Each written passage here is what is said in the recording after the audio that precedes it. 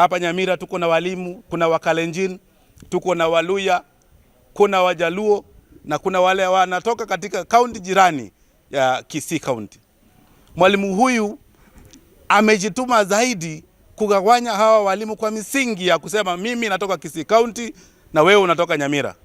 Na hivyo vile vile anawaandaa walimu kutoka Kisii County kuambia ya kwamba kama wewe unatoka Kisii County haufai kupigia mwalimu ambaye anatoka Nyamira. Na hapa sisi tumeishi kama walimu ambao wapenda amani, tunapenda sisi wote bila kuchagua huyu anatoka kaunti gani ama anatoka kwa tribe gani.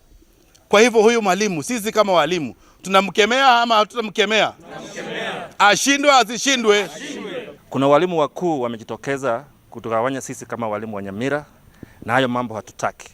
Tumekuja kukemea hao walimu na kuambia sisi tumeishi kwa amani, tumependana hapa, tunafunza watoto wa Kenya sisi wote, na tungependa kuendelea na kazi hivyo hivyo. Uchaguzi ni siku ya Jumapili. Kuna kiti inaitwa Executive Secretary ambayo imeleta mambo mingi, ambayo imekuwa target ya walimu ambao wanaleta mwawanyiko.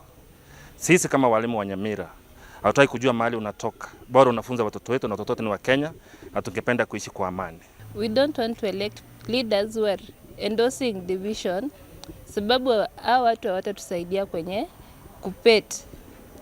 They will be dividing us, and we want to be people who are working together. They want to vote as per where you come from. We are here to sound a warning to them. We are requesting that if they want to come and vote, let them come and vote and go away. We as teachers will be very keen on them because we like or we love unity. We love each other. We treat each other as brothers and sisters.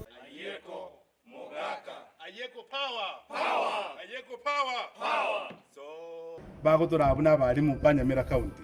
KUPPET power! Power!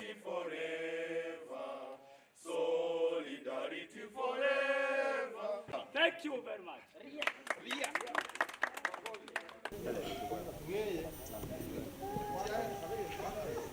Jamuno organizing secretary twabangire obochori ntori tayari kwa kotire twarorenga kamurangara akaeri kaberire